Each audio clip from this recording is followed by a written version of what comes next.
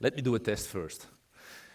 Did any one of you attend one of my previous sessions at NAV TechDays? No, the ones that were clapping, that were the real ones that actually attended my session. So let me do that test again. Whoever attended my session at NAV TechDays? Okay. Okay, not good. No, we try that again. Clap once. Whoever attended my session? Yes. Okay. So that's a deal. Whenever I ask a question, you clap once if you actually agree with whatever I'm asking. If you do not agree, you can clap. Would be a little bit of ridiculous. Okay. Good. This morning, actually, I need to present myself, like who am I? And this morning, somebody met me and said, "Hey, you're Waldo. You are renaming my files." I was like, I didn't get it at first, I must be honest. But at a later point, oh, come on, this thing is not working. I'm going to remove this. I'm going to fix this for once and forever with my own tools.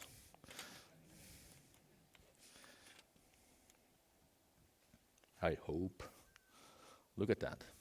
So it must have been this, right? Yes, I am that guy that developed a little bit of a side project that became, downloaded about 130,000 times. And yes, I'm renaming your files. The thing can do a little bit more, I can say. So you can try to find out what it can do. And anyway, yes, that's me. I'm a community guy. I develop tools. And what I would like to use this as an introduction to is why this tool is actually the left one, the AL language extension, why that actually came is I was actually looking for an internal tool to help my developers to force some good practices in terms of file name conventions and all these kind of things, to make their life a little bit easier. Yes, I like to force stuff. I do that. But I would like to do that when it makes sense. So that kind of like introduces me as yes, I'm responsible for a development and team at de facto, in Belgian partner basically. Yeah, that's what I like to do. Another question. Did you ever try, or actually, did you ever have to explain to your parents what you do all day? Did you succeed? Yeah. I have a solution for that. I invited my parents actually here. So my parents are here in this session, and now they will finally know what I do all day. Okay. Save some for me after this session. Anyway, when we drill down a little bit into this future, the development methodologies for the future, what does that look like? Because, yes, I've been talking about that a few times on other occasions. I've been actually having the same title of a session when I was at Directions, but this is going to be completely different. Did anyone attend that session at Directions? Okay. So you will see new things here. And at Directions, I basically did I prepared three topics. What I will cover today is one of the topics you did not choose. Don't worry, it's going to be interesting, I hope. But when you look at development methodologies, sorry that you didn't see that correctly. Well, it's actually just a matter of applying some simple rules, or make your developers think the same way. And we have a few rules that we really would like to hold on to. The don't net rule. And you might remember from last year in my session with Vieco, where we talked actually a little bit about that. And we still hold on to that. For a full year, we have not used one single .NET interoperability on one of our solutions. It is perfectly possible to do whatever you want without .NET interop. Really you can. Don't .NET. Next, embracing dependencies. Somewhat controversial, but dependencies is something new. What I see in the community quite a lot is that people try to avoid them. I see even design patterns implementing dependencies without actually implementing dependencies.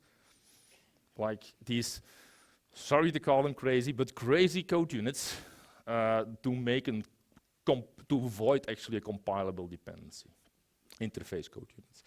No, embrace them. Organize yourself to embrace dependencies. This is actually going to be one of the main topics of today. Strict guidelines, absolutely strict. You know these the code analysis rules that now come with the compiler? No? Yeah? Okay. Well, warnings are not enough. They should be errors, in my opinion. I mean, why is it a warning when it's a guideline which is good practice? It should be an error. Any kind of code you write should comply to all the rules. That is what we apply in our company. Testability, so important. And it was actually stressed this morning during the keynote as well. I fully agree with that. Testability is actually the only tool that you will have. They call it your insurance. Microsoft is there, by the way, for the future. I totally agree with that. Just imagine, you will be writing software, right? Yeah, you will be writing software, but that software now all of a sudden you will not have in your or under control when whatever you apply that software to, when it will upgrade. So all of a sudden your software will run on a new version of whatever software you apply it to. Yeah. Your customers on-prem will even expect, at least my customers on-prem also expect to have an easy upgrade. Easy and upgrade in one sentence, you know what I mean. Testability is something that can be applied quite easily. Use the force, Luke. Yeah. Extendable patterns. Remember testability, right? Extendable patterns will help you implement testability. If I have time today, I will go into that, what I mean with that. But obviously, any kind of coding patterns, you need to think a little bit further, I think, in the future, as what we have been doing with CIL before. It's not just helping the customer its solution.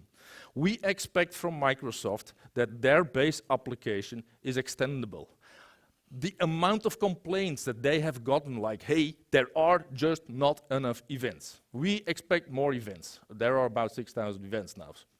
So they listened, I guess. Our partners, or anyone who wants to extend our software, we need to implement those events as well. Don't forget to make your software as extendable as we expect from the software that we extend. Okay? And it's also possible, it's perfectly possible. There are some nice, simple patterns that out of the box just make that possible. Avoiding breaking changes. Yeah, we will dive a little bit into that later on. I have a very simple thing about that. This force rule that we have, force sync that we can do, well, we cannot force in the cloud. So breaking changes is still quite evil, so you need to do whatever you can to avoid them.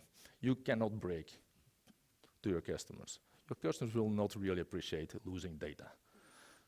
Okay? Or maybe your customers will. At least my customers don't really appreciate that. I have that firsthand. When it's hard in AL, it doesn't belong in AL. It's just actually a simple guideline. If it's really hard to do, probably AL isn't meant to be done with, if that's a sentence at all. Okay, so that is actually simple rules. Yes, we have more, but we like to apply them to, simple guidelines to keep in the back of our minds. What I would like to do today is dive a little bit more into these dependencies things. Dependencies things when moving to AL. Well, when you look at it, moving to AL. You have experience in CAL, right? So all these products that you have, these customers that you have, hopefully you are considering in a good strategy to move those things to AL. Okay? Well, I see 4 possibilities. First of all, this is going to be difficult for me to explain, or not explain, to say even. Migrate to code customized AL.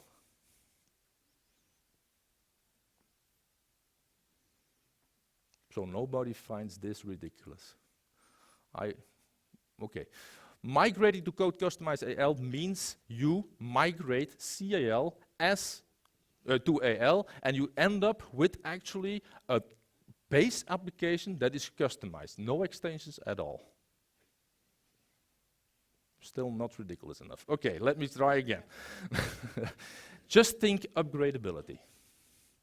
How are you going to do that? In the old days, CAL had PowerShell scripts. We were able to create deltas. We were able basically to create a script that automatically, between a lot of quotes, could turn our CAL version X to version Y in one go. No scripts in AL. We are back to the Stone Age in terms of upgradability in that case. Think support. Your consultants are going to have to support code customized AL. I honestly, very passionately, do not see this happening in any efficient way. For me, this is the purest dark force. And I know that about 50-50 of people, because I did that poll actually once, like, hey, what are you going to do? Are you going to code customize or not? And about 50-50 people said, yeah, let's go code customized. There are reasons, probably, I don't see them. I only see problems with them. If you are able to organize your around code customized solutions and code customized customers, fine. You're better organized than me. I'm okay with that. We internally will not do that. We have a very simple rule, it was not on the list. It's either 100% CAL or 100% extensions. Next, migrate to a monolith extension. I see it's actually not that bad, right? It's upgradable because it's an extension. We will be able to maintain that quite well. And very similar, rebuild, so we don't migrate to an extension, we type everything again, but again, a monolith. Pretty good, but I hope you feel a disturbance in the force. Because, yeah, you're not really taking advantage of what we get extra in terms of extensions. We are able to now implement dependencies, so why not rebuild and in the same time rebuild it with a set of dependencies that actually make sense. Okay? All right, dependencies. This has been, for some reason, and also I understand the reason because I have been avoiding dependencies quite as well. Like a few years ago, it's like, oh, what is this? Extra complexity. Oh no, let's not do that. Let's just create one extension, and that's the only one that I need to maintain. We all know what we do with the product. We all know how big the product is. That big product, we put that in a big extension, is going to be again big to maintain. So maybe we can make ourselves a little bit easier. Now, what and why would we do that? Well, it helps, especially it helps structure more complex deployment scenarios, more complex products, and I hope I'm going to convince you of that today. You can sell them independently. That's not the only reason. I see a lot of that this is the only reason to do split dependencies, but that's definitely not the only reason. The extra reason that we actually quite do a lot is it secures the code a little bit. Not a little bit, actually quite a lot. So I can have a separate team on a very complicated extension, secure that in its own code base, DevOps, whatever, how do you do that? And let them develop an understandable interface layer for other teams to use that functionality. It's like a DLL. And many people think, when you say DLL, DLL hell. well, yeah, you can obviously get into a dependency hell as well. You really need to make sure that you do not exaggerate with this. How do you do extensions? I think we all know. It's basically just defined in the app JSON, and we define whatever extension A is depending on extension B. If you would put that in schema form, what I will show you is a base application. Let's call it a library app, where we have these library functions, base stuff, report helpers, these kind of things that helps us do our functionality a little bit better. Our functionality could be a financials app, which would be dependent from the base app. In reality, obviously, both apps will depend on the system app and on the base app, indicating that we actually already have 3 dependencies in the fin app and 2 in the base app. Yeah, that's it. Let's look at an example. So if you look in code, quite easy. I have this base and fin app, and you can already see, I hope this is clear. Should I let me zoom in a little bit, because the screen is a little bit small, isn't it? Yeah. So the base app and the fin app. We have 2 apps here, and you can already see, actually, in my, how we try to structure it, every app has a test app. Oh yeah, because we want to do testability, right?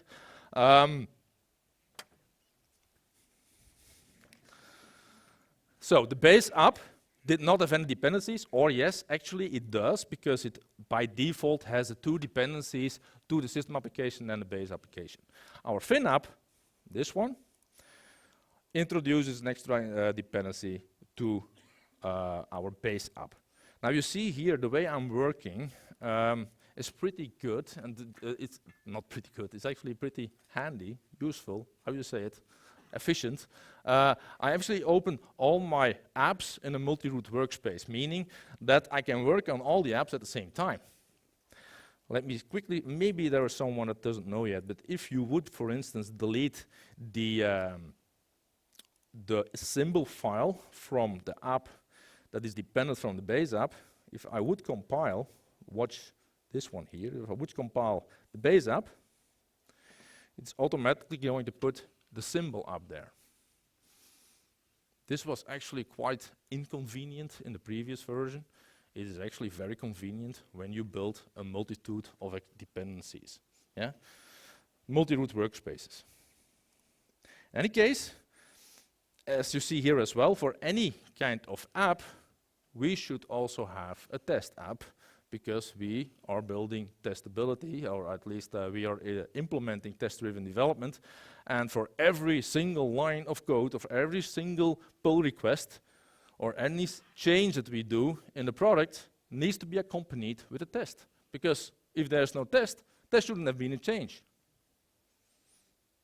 It's a simple rule. But that also, in terms of dependencies, obviously implicates that the test app needs to depend from the actual app that it's going to test. And the reason why we are not implementing testability or test code units in the app itself is because the test framework needs these dependencies, and quite a lot of them. The library assert is apparently a separate app. The any app, I still need to figure out what that exactly is. Then we have the system application test library, test libraries, the test libraries. I can only assume that these are libraries to test the test libraries. And the test runner. In any case, I need them to be able to write my own tests, because I need that test run, and so on and so on. Yeah. So a big set. Me just having to implement test-driven development is me having to take care of all these dependencies just for the default test framework of a certain version of a certain Business Central. A certain Business Central, of Business Central. So, what we have seen here is not just it. Actually, this simple two-way dependency is actually this. These were 2 apps. We did an analysis, a dependency analysis on our monolith of a CIL product. This is actually the apps that we are creating at this moment, we are actually in the final stage, last few weeks for our product. It's not just 2 apps, it's 10 apps, which means 20 apps at minimum. Yeah. So that brings challenges. Now, before you think to dive into dependencies and to figure out what dependencies you want and how your product will be structured, please think things through. Make a plan, because if you do not do that, the structure and the building or the code might be there, but it might just not work at the end. And some things are easy to fix. I think I can fix these easily, and I all of a sudden have this. Cool. But obviously, this water thing was not that easy to fix. So how do I think things through in case when I'm moving from AL or to AL, and all I have is that monolith? Well, I would like to introduce what I call dependency analysis. Wow, so creative, that term. And dependency analysis coming from CAL. Okay? Well, as a start point, you might remember if you joined my session last year with Vieco, besides the ugly piano part, I also talked a little bit on a tool that made us analyze, or the possibility to analyze CAL in a structured way. Basically, building an object model from CAL. Well, we can use that tool, because that object model, that's an analysis, and that's actually exactly what we want to do. We want to analyze our CAL. But now, we want to put that into kind of dependency map. So, we came up with a methodology. Let's call it the development methodology. Look at the title. And our starting point was this big monolith, a big code base. Our endpoint needed to be some collection of apps. Now this model.tools, I'm not going to spend too much time in that. There was a YouTube video, I heard. This is actually building that object model and makes that available in PowerShell. It just gives us a way to actually loop objects in a structured way, what we had in the old days, called CAL. I think I can give you some examples as well. So I actually already read the text file. So what I will be doing is reading this text file, this demodified, which is actually only 3,000 or 4,000 objects. This is actually our product, the new objects and all the changed ones. Okay, I built one text file of it, and I just read that as an object model. This is actually what you get from this model.tools thing, the PowerShell, which is basically just a wrapper that uses the default Microsoft.dynamics.nav.model.tools thingy. In any case, we built an object model, and now we can do stuff. How do I know that I have so many objects? It's not 4,000, it's 3,000.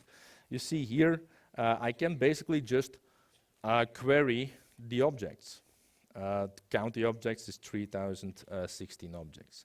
And you see what I can do, right? I can get to code unit 80 in this case by simple filter in PowerShell. I can get to the full name of code unit 80. This is how we try to make a unique name for any kind of control or object or symbol, let's say, in CAL. We can count the procedures in code unit 80, 332. So you see what I'm getting at, right? I can get to details in a structured way in a scripting language. Okay. Next part would be the where used. I don't have to just know what my object is and how many procedures it has. That's not the kind of analysis I want to do. I want to do dependency analysis. Where is this object used? Because these used objects, or used by objects, are the ones that's depending on this one. You can see where I'm getting at. I want to see which object is dependent on which object. And, well, there is also used by information. So there is publisher information. Obviously, when I would subscribe to an event of another object, I'm also dependent on that object. So I can simply see in this with the use by statement is also just part of the model that we create where this code unit 80 is being used. Okay? Having this information makes it actually possible to put this in a flow to do some kind of dependency analysis. Actually yesterday evening I figured out that this is a little bit of a detour. I think we could make it shorter, but I will just show you the flow that we did. First of all, we created an app in Business Central because we need something to store and to work with and to analyze and to see and to change and to do whatever. So I'm not going to execute this PowerShell all the time. No, I'm going to execute PowerShell, store it somewhere and see what I can do. So the first thing that I wanted to do is store all the objects that I had. So these 3016 objects. I have a script for that. So upload objects. You see that I'm actually just using, using the model. Here, the model, and I'm looping the model, and I'm actually running this function, which is simply going to invoke a REST call into that app that I created on Business Central. Actually just uploading my objects into a table. It's nothing more than that. I have that here. Let's refresh. Let's log in.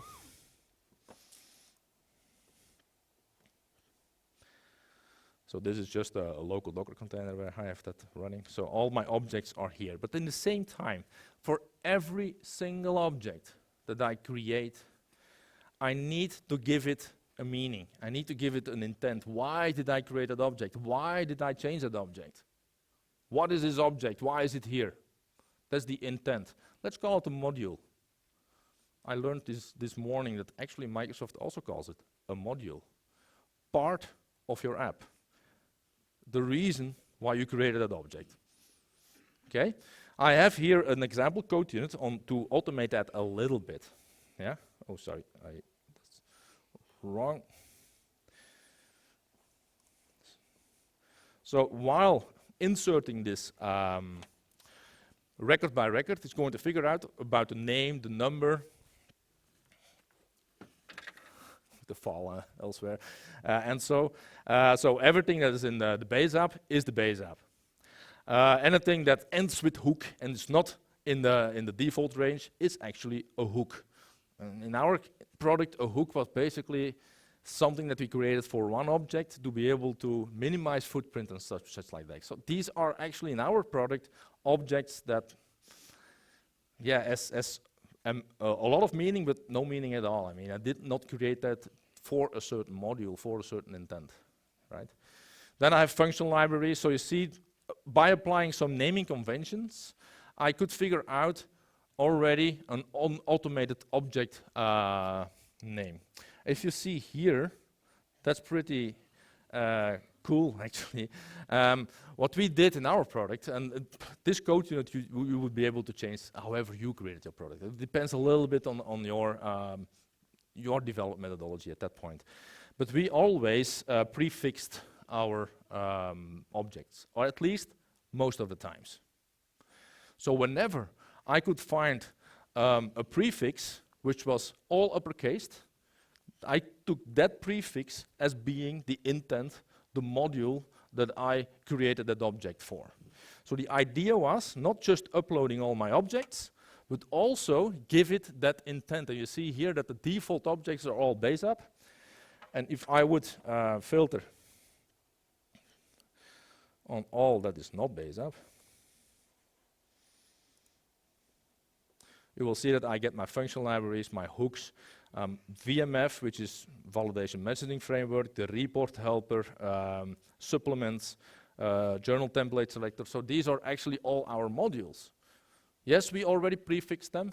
If you didn't, that's okay. Then you have a little bit more work to do, because basically what the idea was is automatically do already that module or that intent kind of thing.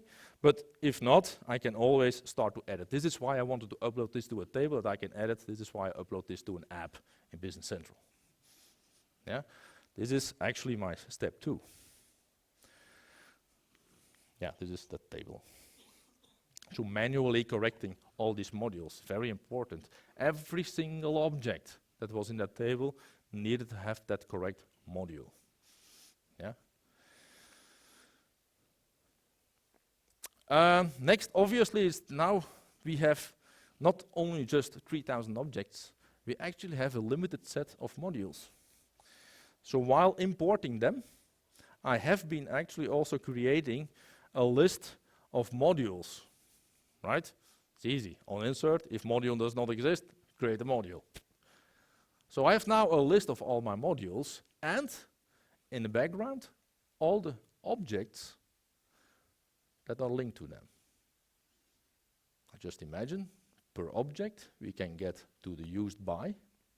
So instead of object used by, we can see modules used by. And that was actually what we wanted to do. Yeah. So that is going to be our next script here. Here, not here. Actually quite simple, where we're going to get all the used by from the objects. I will make that in a little bit more of an understandable object. Like I wanted to have the source and the used by in a single object, and then I will loop all these objects that I just created. There's actually no reason, if you're happy with that a little bit more complicated object model. That's just a shortcut, or not a shortcut, a detour that I took. Just made it a little bit easier to understand what links that I was getting actually. And then again, I'm just again using that API that I created extra for uploading all these links. And while I was uploading all these links, that's these ones, I obviously link an object to an object. Now because I have an object to an object, I also have a module to a module. So in the meantime, I was uploading these. On insert, I was filling this table that is actually going to store all the links of all these modules. Yeah? And that is actually giving us an overview of all the dependencies, which is about 797. So yeah, I couldn't remove the logo, by the way, that's why I'm moving it down a little bit. Now we need to visualize that. 797 dependencies. It's not really nice to visualize. I don't know. I know that Camille knows WebGraphis, or at least Graphis. There is a website that you can easily create graphical overviews of dependencies, actually. It is WebGraphis. And what you can easily do is, if A depends on B, you get a graphical picture of that. So you can already see, like, I got these 700 and some dependencies, so why not create a loop and create a dependency model? Why did we want to do that? Because we need to figure out that we do not have circular dependencies. I don't know if you know that what are circular dependencies. This is actually one of the main pain points in dependency in any dependency model. Well, a circular dependency is actually when A is dependent on B, but also B is dependent on A. This cannot happen in Business Central. You cannot do that. How on earth are you going to install your extension? It's not going to happen. There is no chicken or egg in that case. But this is simple. This is less simple. A depends on B, B on C, C on A. I got 797 dependencies. Not 5, like we have here, right? So in our case, we had a problem. Visualizing this was easy. Was looping that table and throwing that arrows, and you could visualize this. And we had a problem. When I first saw this, I was actually quite mad, and I was thinking, we will not get there. But when you really closely look at it, actually the problem only is in a few areas. I didn't realize that before, but if you see this link here, a lot of arrows goes in there. If you see this link here, a lot of arrows goes in there. The one is, you can't read it, is EH, which is the event helper, which is actually just a framework that we implemented to help us with events. You know the event, the fact that events are not raised in a certain order, or you can see. So we wanted to help us a little bit define out the order and stuff like that. That's an event helper. And the other one is the framework helper. Just a simple, stupid message to consultants to help them what this framework could do to them. It's actually just a message. You can already see if we would remove these modules, if we would just decide to not do them, that this picture would already be a lot less complicated. Another one here is our function library. That is quite normal that lots of modules uses the function library. That is kind of like a library module. But in any case, yeah, I have some work to do, I guess. Now, so we need to figure out how we can solve these circular dependencies. So we needed to be able to figure out for a certain module what is the circular dependency. So what you see here, the NTT, which is the number 2 text. Again, a very stupid piece of functionality. But in any case, we need it in Belgium. Number 2 text is dependent from the framework helper, is dependent from the event helper, is dependent from the database helper, is dependent from CSF, whatever that is dependent from function library, and that's a point where I realized, like, oh, this function library, which should be a low-level module, that module is actually also dependent on another module. That shouldn't be the case, right? So you can already see, you see actually that your own design flaws. This was our own design flaw that we implemented, and you can visualize that. So what we could do during, that's not my intention to do actually. I was here. So what we needed to do is starting to change our design.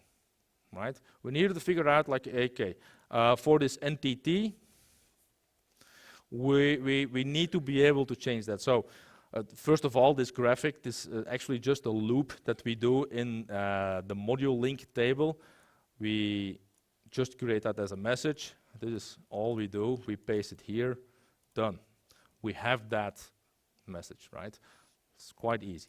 Now, next to be able to solve that, yeah, we need to delete some stuff because we realized, like, this event helper we probably don't need anymore, so let's not implement that anymore. So let's ignore that. I didn't want to delete the module.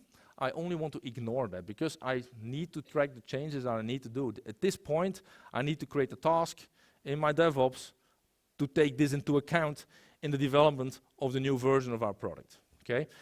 Same for the framework helper. I want to ignore that. And that one module link from the func library, where actually I saw that the the OP was used by this func lib. That shouldn't have been the case. We should redesign that. So again, a new task in DevOps and ignore this link. Yeah. So now I can again analyze the NTT, show my graphics, and now it looks a little bit less complicated. And you see, this is actually what we have been doing for a couple of days, trying to figure out how we can minimize these circular dependencies. All these red arrows that you saw, those were actually part of a circular dependency. Yeah. They need to move. Okay. So then obviously I'm not going to create 99 apps. I'm still not crazy, or not that crazy. So these were modules, and let's now create that app layer. We need now a layer that is going to combine all these modules in certain apps. Thing is, that is actually quite easy, because we just created a new table here, and in our, not objects, in our modules, we are going to just assign them to a certain app. And since we solved all these circular dependencies, we thought, we are there, we have our apps. Well, we were not there, because simple reasoning, if you have a non-personal, non-circular dependency in your modules, and you divide them the wrong way in apps, you again have circular dependencies. So, basically the same what we did on the module layer, we needed to do an app layer. We needed to solve those circular dependencies by either splitting modules or combining modules in apps. And as a result, from this monster of a monolith, because that's actually a monolith, the design of a monolith, we came up with this analysis. And I strongly believe, let me look at the time. I strongly believe this is what thinking things through means. Do you agree? Okay. Would you like the tool? Okay. Every single thing that you have seen is available online. The app is available online. It's on the GitHub, the lowest one, all dependency analysis. The scripts are in there as well to upload. Yeah, all in that API stuff. It's tested, it's approved. I'm basically using that exact same library at this point. Web graphics links, and also obviously the DLL that you need. So I hope this is going to help you a little bit. Now this is dependency stuff coming from CAL. Let's now dive a little bit into dependency stuff when there's no CAL. As actually, how do we think about dependencies moving forward? Just imagine you are a partner. Can you imagine you are a partner? 92% I think was partners. So I think a lot of us can think we are partners. Now we have our own challenges, right? We need these timesheets, we need to do support, we need to support hopefully more than one customer. So yeah, we have customers. We have developers, and we have consultants, and we have sales. Those very, very different types of people. Correct? We have planning. We need to plan developers, plan consultants, and they need to work together, hopefully. We have support tools. Customers that send mail and automatically stuff happens. Or stuff doesn't happen. We have bug trackers, issue tracker systems. And you probably have that as well. There are partners that do everything in Business Central. We don't. We actually have different kinds of software to track different kinds of challenges. Now just imagine that you need to invoice your customers. Hopefully that's not difficult to imagine. Then probably stuff needs to happen in support tool, in Mantis. We have Mantis, I call it Mantis. To be able to invoice, Business Central need data from these tools to be able to invoice the customers. So just to imagine you need to do support. At that point, the data flow is a little bit different, but the tools are maybe the same. You need to do remote support, so you need some RDP information. Now I talked about that last year, so I'm not going to do that this year. But in a way, again, some kind of flow is going on here to get to the customers, to do that support on customer level. Just imagine you actually need to sell your product. Just imagine. Sometimes a demo would be easy. Yeah. Business Central is not making it easy on us. All these monstrosities of apps, these multitude of dependencies, how we're going to build a demo environment to show our customers what our apps can do. Well, maybe we need yet some more services. Docker. Vieco, easy. Maybe we need a library of apps. Maybe we need Docker with apps that's available from the outside, in, let's say, cloud. Yeah.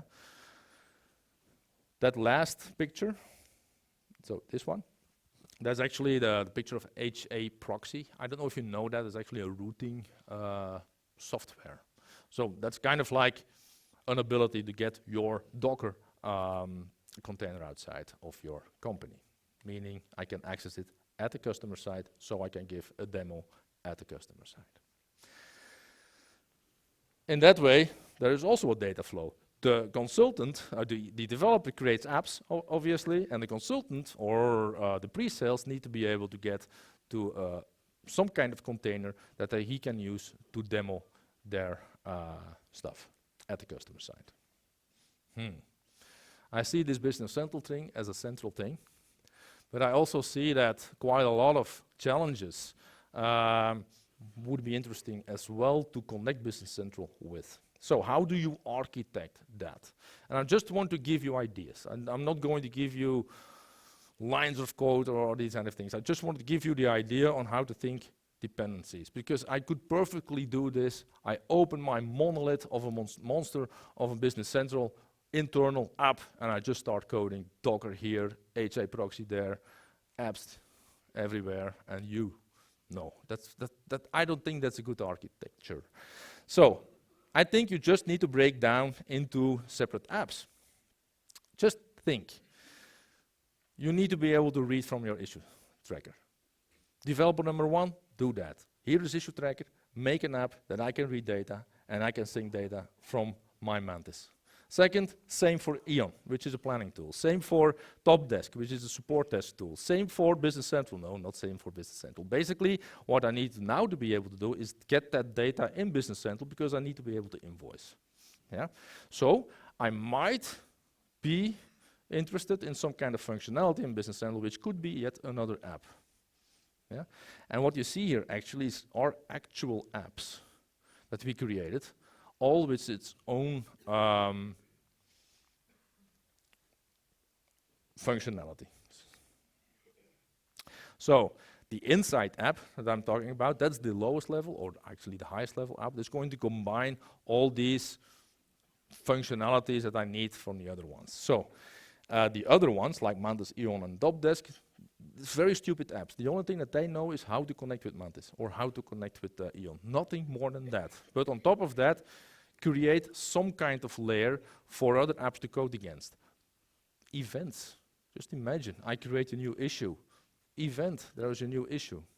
So this Insight app can connect, nothing more, no dependencies, so this Insight app, he can connect all these things. Just imagine that from the moment I create a timesheet that's conflicting with planning, and is conflicting with whatever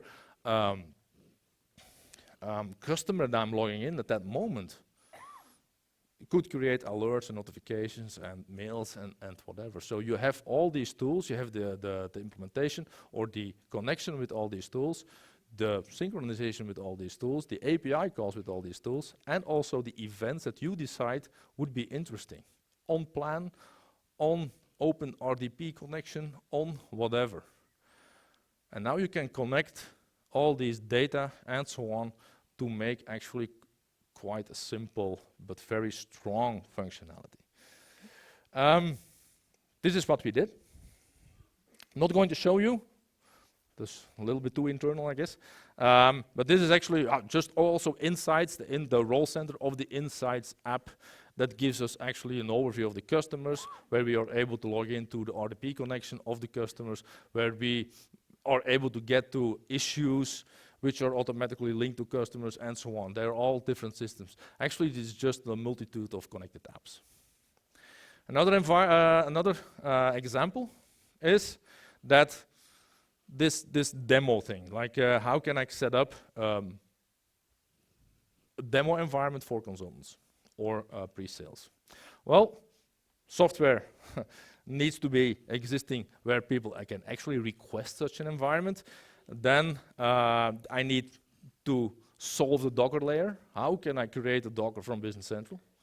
Or at least call a Docker host to create some kind of environment in some kind of way.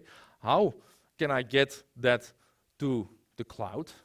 And how can I add apps into this environment? Because it doesn't make any sense to just demo vanilla Business Central. So I need these apps as well. Well, you can already see this is kind of like the same structure. You just solve the lowest layers, the Docker part, the routing part, the apps part, and then you connect them with some kind of connection app, interface app, call it however you want. So how would it look in the app? Well, let me first show you how it look in the app. I have this environment here. This is our actual live internal environment. And what we have foreseen is this Haddock part, right? That is the part I was talking about here. The one that connects all these bits and pieces. We have set up just a functionality to set up templates. A template could be a certain version of a Docker container, like you see here, and a set of apps, right? You see, I'm connecting stuff with this. The apps with Docker containers, and obviously when I set this up, it needs to be available from the cloud. Oh, sorry. The result would be, if I say here, action, create request, I'm not going to do that, it takes a few minutes, but I prepared one. I'm just creating this record, basically, and it's going to call the necessary bits and pieces where we will dive into a little bit in a minute. As a result, when the status is ready, I will have a web client.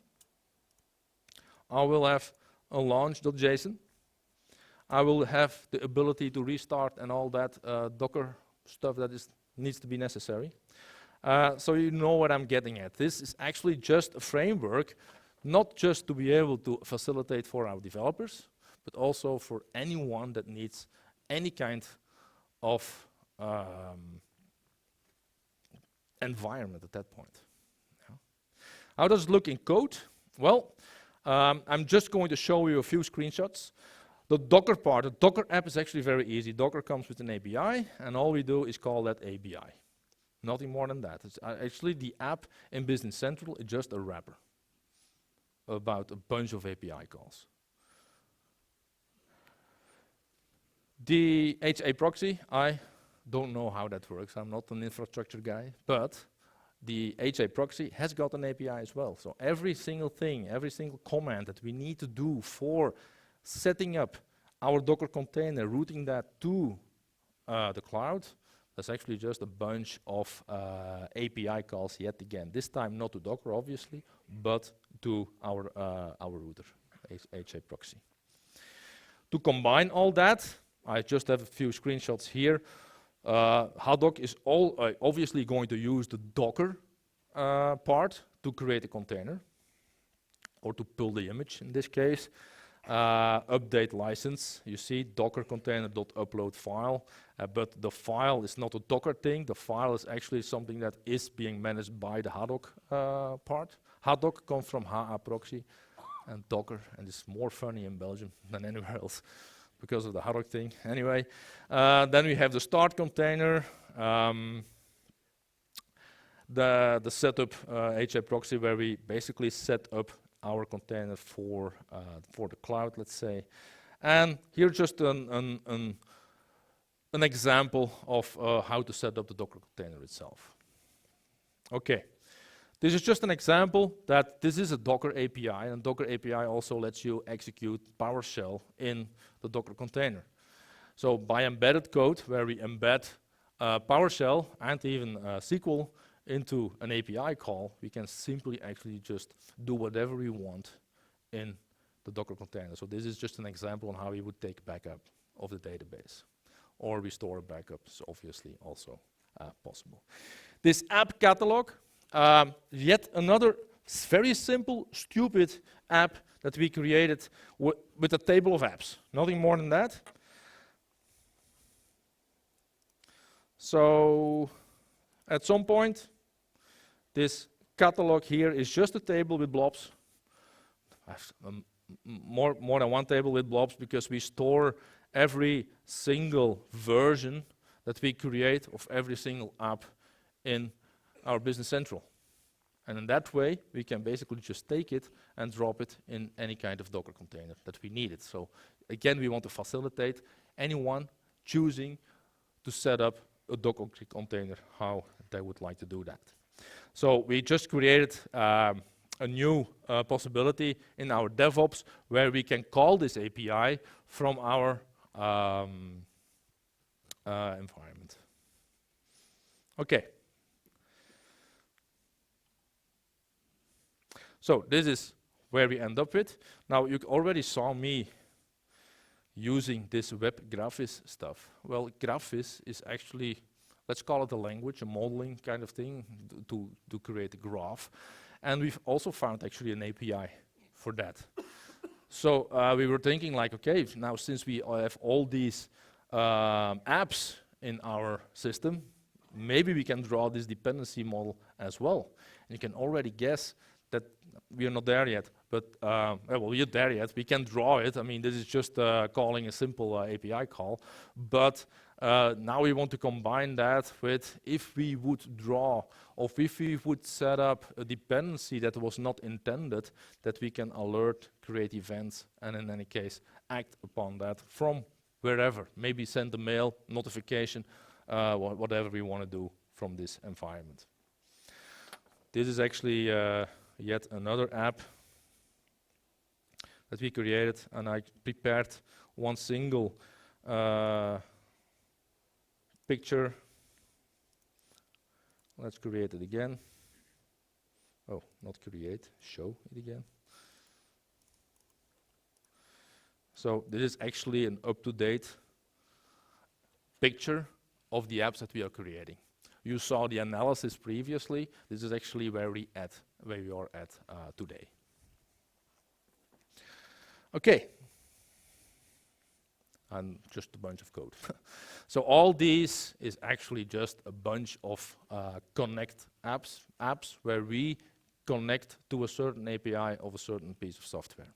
Not all of them. The ALOPS part is actually, yeah, we should have called it differently actually. It's just an app catalog where we can push apps to. Yeah.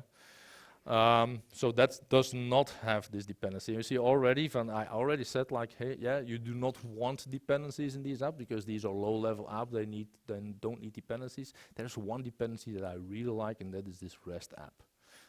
A REST app oversimplifies your life, actually. That much, if I give a course, it's for me difficult to explain how to call a web service call because I've been spoiled with a very simple app that made my REST calls actually very easy to do. But yeah, this is just yet another indication on how you could use the REST app to call an API call. But tomorrow there is a session on Connect Apps at some point by these two ugly gentlemen. And we will dive into API calls quite heavily. So I don't want to bore you today with that. So remember, all what you have seen is without a single .NET interoperability call. It's all just service-based.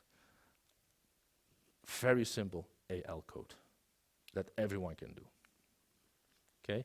Don't forget, please don't forget, that in the future, on-premises will follow the cloud rules. This is not a statement by me. This is a statement by Microsoft. Whatever you do with .NET interoperability, it will not be supported at a certain point in time, even on-prem. That's what I get out of it. Some other more hands-on development methodologies. I have no idea when I started. I think I'm an hour in the session. Okay. Some other more hands-on development methodologies. I think these are really important. The question of all times, where do I put business logic? I always tell my developers, if you want to choose where to put business logic, please start your own company. Oh, you don't find that funny, okay. They always laugh if I say that. The thing is, I'm not joking at that point.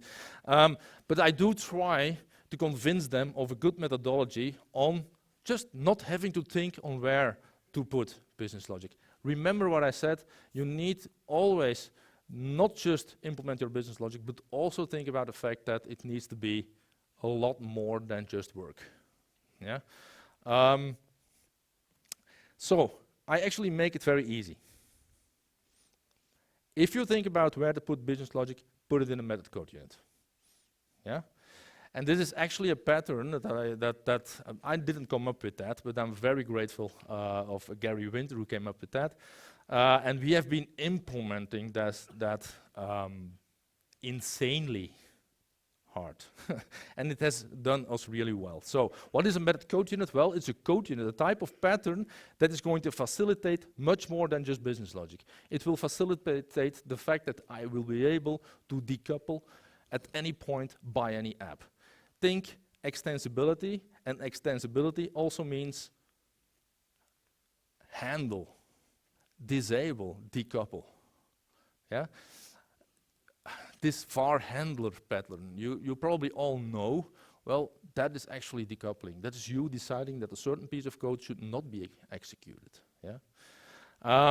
Extendable, encapsulation, obviously. By deciding that every single method is one code unit, you encapsulate the responsibility of that piece of business logic. Okay? Now, that single code unit can be and should always be called from its what we call class. It's not really a class. This is AL, this is not an object-oriented development environment, I know. But either from, let's call it a class code unit, or it's table. I like to call it from a table. I like to be able to say sales header dot post instead of crazy code like code unit dot run sales post comma rec. Come on. That's crazy. No, sales header dot post, that's a method. That's a method call. Yeah. Obviously, that's where we call our business logic from. You see the arrows not going from, I think the laser did work, this thing. The arrows are not going from a page to the method code unit or the code unit of the method code unit or any kind of other place where we want to call your method. No, they always call your method from the implementation, from the table or the class code unit. Depends a little bit on how you structure it. Okay. Thinking decoupleability, thinking extensibility.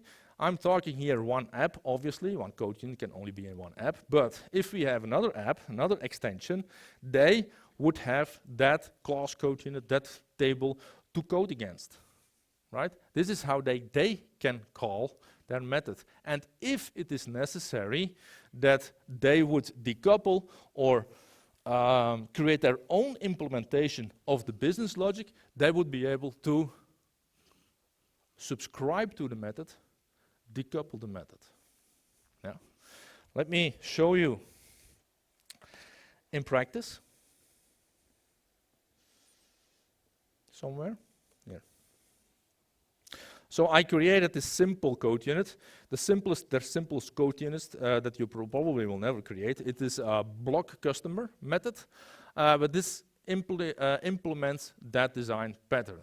So without even thinking, don't think when you code. That's probably when you mess up. Yeah. So without even thinking, I create a file. I start coding, either a method without UI or a method with UI. I give it an ID, I give it a name, block customer, whatever, block customer, customer. Done. This is a compilable code unit that already implemented all the things, the extensibility, the decoupleability. Why? Because I have my on before, on after event at any point. And this on before event has got to handle a pattern.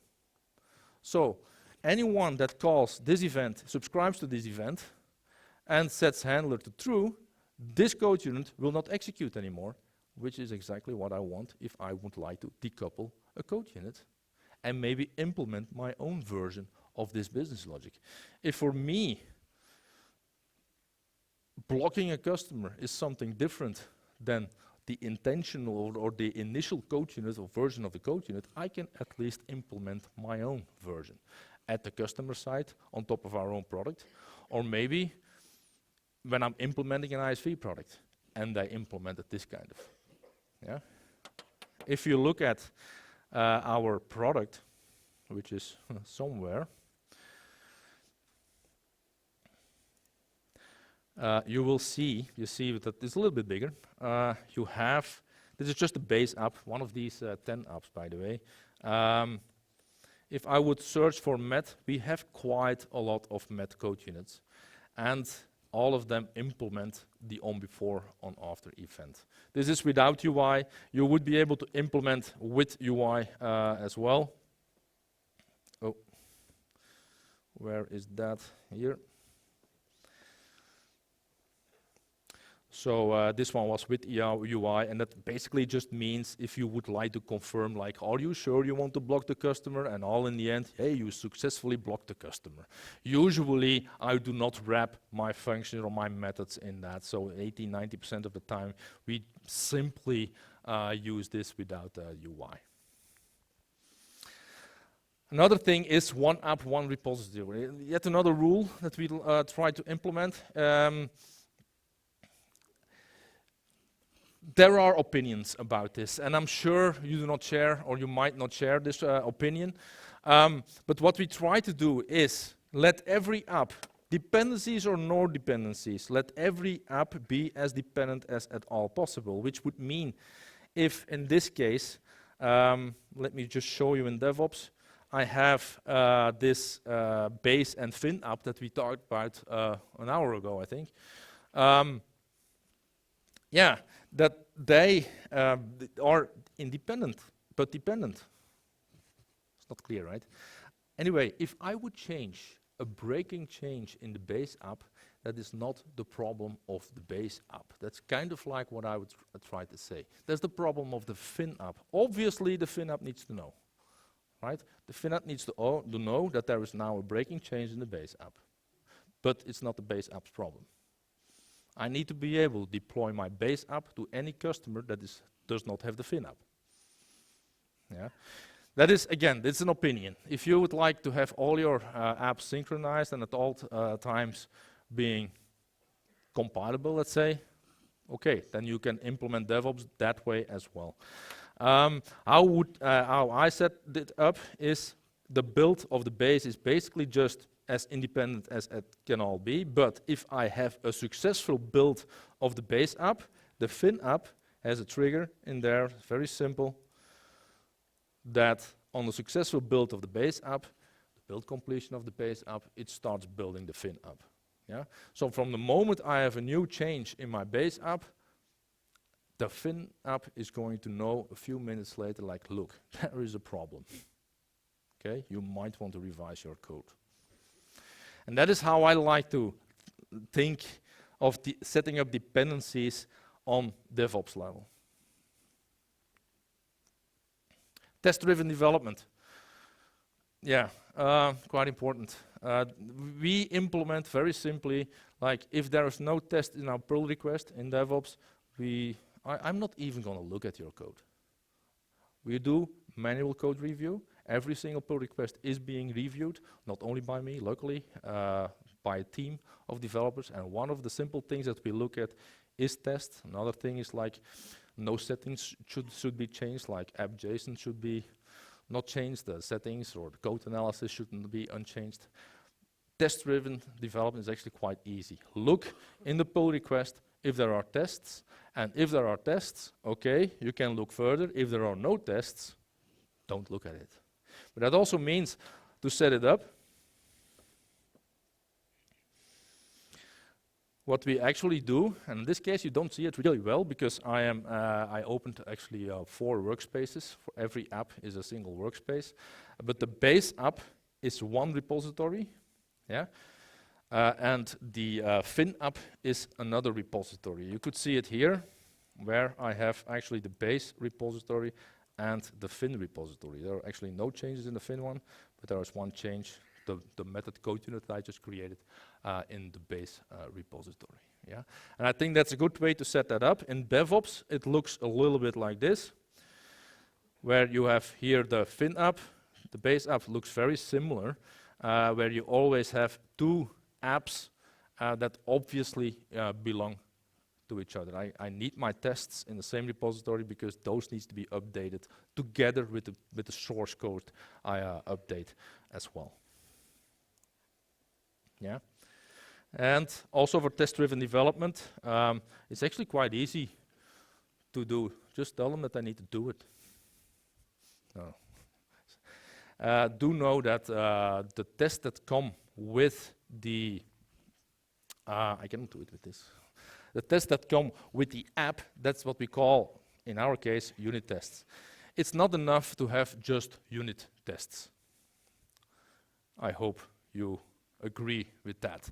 It's the combination of your apps that's going to make sure that they are combined the right way, that they will work together the right way. So that is what we have or implement also in our company. And let me try to show you that. This is what I see as unit tests. I test the unit, which means without any influence of other apps. If I would execute the testability, the running of the tests in Docker in the release, in the build pipeline, no other apps are there, only my app, and these are the unit tests of my app. As a second one, I need integration tests as well. I need to be able to make sure that the integration works as well. And I didn't open that. So what we did, or doing actually, is not here, but here. We have a repository test, and this is going to be our integration test. So this obviously is going to depend on all single apps that we, all the apps that we have, yeah, and are going to run the integration. Now, what I think needs to be done, not only I'm going to run my defined integration test, whatever that means, I'm also going to run the unit tests. I need to know which unit tests will fail if I combine them with other apps. And if there are unit tests that fail, then I would like to know about them and make them work in the situation that they should work. Just imagine the simple thing. If I would, in a posting process, add a message in the fin app.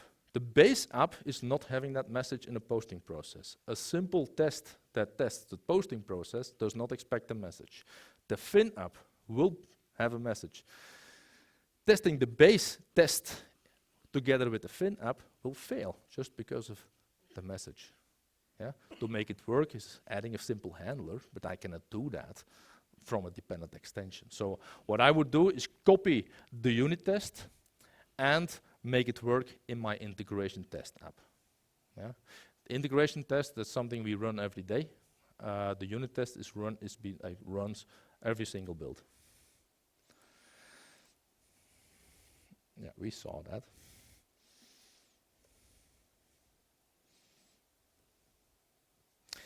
Very good explanation on anything that has to do with automated testing is this book. I literally, I'm not joking, I literally read this in 12 hours, one day, full non-stop. I read this, I loved it, and I bought 5 other copies. We have more developers, but yeah, they don't read all these books at the same time. But yeah, it is mandatory. For me, this is mandatory knowledge. And there is not one letter too much in this book, in my opinion. Breaking changes. I actually already mentioned that. In a way, there is no force when you need it. That's the simple truth. I actually had this comment on Twitter, which I actually loved, when I was asking, like, what is your main development methodology to look for?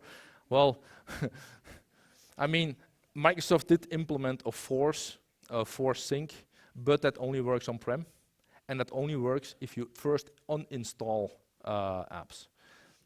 Yeah, in a deployment model, you don't want to start uninstalling apps. It needs to be just an online kind of thing. Uninstalling for me is not done. Yeah, and at this point still, how the status is today, breaking changes is not done. Yeah. So again, DevOps can help you to make sure. Simple tip there is make sure you first publish in your build pipeline, first publish the previous version of your app, then compile the next version of your app and publish that one. And then you make sure you will never do breaking changes. Okay, it's just one or two extra entries in the build pipeline. Number series, we're almost at the end. Don't worry, stay there. Yeah, still something you need to take into account. I'm supposed you develop in team, right? Yeah, that means multiple developers in one project. Yeah, come on, if 2 developers create a table, they will have the same number if you use the automatic number. So it's not gonna work. You need to manage number series. What we did, simply yet create another Business Central app with simple table that per project that developers can not create a number, but reserve a number for the module they are working on. We only plan 1 developer on 1 module, so that works pretty well. Yeah. Another thing for number series, never use numbers in code. Please never use numbers in code. I know a lot of dinosaur developers are out there knowing all the numbers of all tables and pages and all that. Don't use that. You can, you should not. Never. Very bad practice. So instead of doing that, with the arrow, nice, use the actual name of the object. Okay? That's also something that I look at in code review. If I see an ID anywhere in code, I'm not reading further. I'm declining, not even saying anything anymore. I mean, I get really pissed off about that. Sorry. Translations, last but not least. I hear a lot of disturbance in the forums about that. Thing is, translations is now does now actually make sense in extension object. But don't try to do it the way you're used to do it. Developers know languages, but it's programming language. We are no translators. We never have been. We needed to be because how Seaside was working. And now finally, we have an industry standard on how translations is done. Let's do it like that. Yeah? And what I would suggest, don't translate every single pull request. Don't do that. It's not feasible. It creates a lot of inefficiencies. Translate at the end of a development cycle. Every week, every month, whatever your release cycle is, translate at the end of it in bulk, in batch, and as automatic as at all possible. We are using lifecycle services pretty good, pretty well. I've seen other people using other services. You find your own services, whatever works for you, but do not do every single pull request. That's just as inefficient as anyone could be. I don't think that would be a good development methodology. Okay. So, to end, I think I covered a few of these in time. So, if you have any questions, I'm all ears. I do have 3 t-shirts, not more. Yes. And I hid a little present in them that I won't say. I will just not throw these, by the way. Okay. I'm going to throw this. And Vieco almost killed someone with it a few years ago. But oh, wait, I'm going to, no. Do you, in your own development, do you use events that you have your other programmers then use as so to keep code out of tables, put in a code unit? The pattern that I just showed would always call the method code unit from the table or the class code unit that I was talking about, right? But would never put business logic in a table. The business logic, the real business logic, is actually always on code unit level. But I want to throw that. Yes. Okay, question about test code units actually. How do you test XML ports or whatever is being importing where you need a file to import? We don't. You don't. I'm honest here. We don't. We don't test XML ports. We don't test anything that connects to something else or downloads the file or something like that, or local resources, these kind of things. We do, if we have like APIs, we try to mock the API call. We do not do the API call, but we mock the response. That's basically what we do. Yeah. And you get water. Can I throw? Yeah. Oh, yeah. Yep. Yes. Ooh. Ooh. Can I? Look at that. Close. Do you have a tip for a connection between Business Central and Azure DevOps? So, for example, you had some extension made for Business Central to get more productive. And do you have a connection where we can say, okay, you have a task in Business Central and connect the ID to an Azure DevOps task, for example? We didn't do it, and the app catalog that you have seen could have been done the other way around, that we basically just read DevOps and then got the apps from an artifact store or whatever. We didn't do that. We basically push from DevOps to our Business Central. But I know DevOps comes with its own APIs. So basically what you could do is create a DevOps app like we did with all the other pieces of software. Okay, so you did it in the... We did it the other way around. The reason is because we have, and that's not a good reason, by the way. The reason is because we push from multiple repositories, multiple organizations, multiple collections. So we just wanted to push to one end point, which is our Business Central. It is an in-house reason. If I would ever do it like for out-house purposes, that makes more sense, obviously, that you could build like a DevOps extension within Business Central, and then talk from wherever. Okay, so it's more a try and error. This is actually all prototyping, to be honest. It comes from prototyping. How far can we go? Yeah. Okay.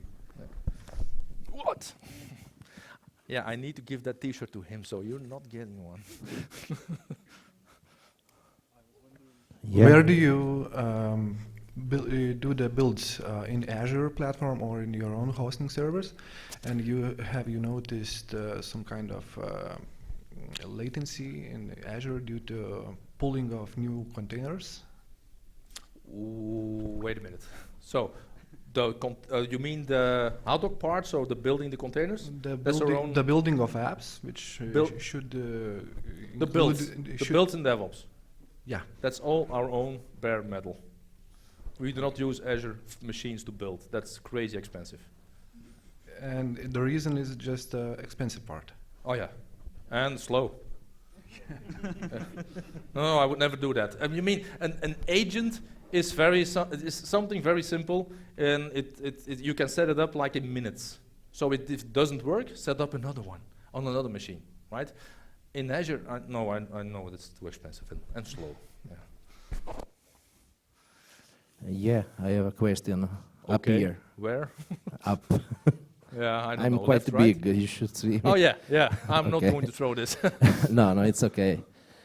Listen, you were speaking about multiple app, but if I'm going to extend a table, I don't expect that every app will add some field to that table, because when I'm going to insert something in that table, I have to insert practically in multiple table extension that physically are table in SQL. Should we consider this performance Absolutely. issue? Absolutely.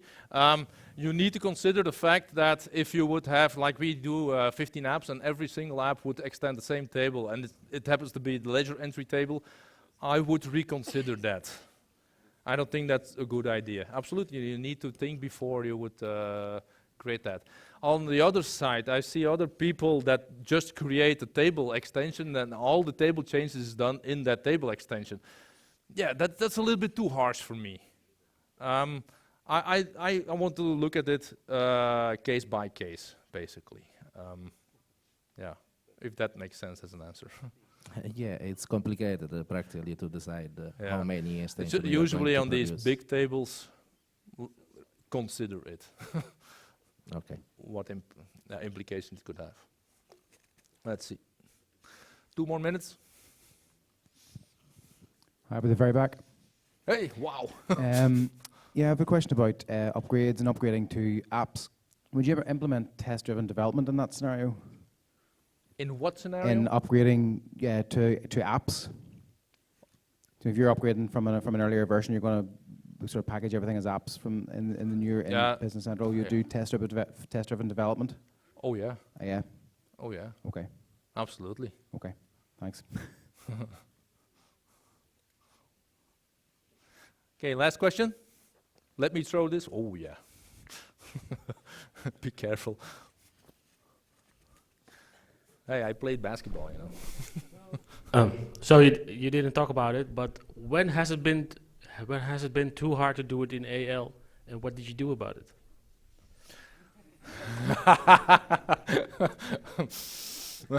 Well, we try to sit down together and find a solution. Usually, the answer is service-based architecture. So, create a web API. I remember one case where we needed to read data from a SQL table. Yeah, that's quite hard in AL these days. Not hard. You can do it with .NET Intro. But what we decided to do is read it through a web API or another API. At least we created an API to be able to call from AL that does the read, creates an object from it, and I basically got an object back that I could easily use, a JSON response. So yeah, if there is no API, we create API. That's kind of like the simple answer to that one. At that point on the NST, so where we would have the web client hosted, same part. That's what we did. That was already basically the thing that we needed. So. No. Yeah. Okay. Yeah. Oh. Okay. Thank you very much. I really appreciate it that you came to my session. I hope you liked it. I liked it. Thank you.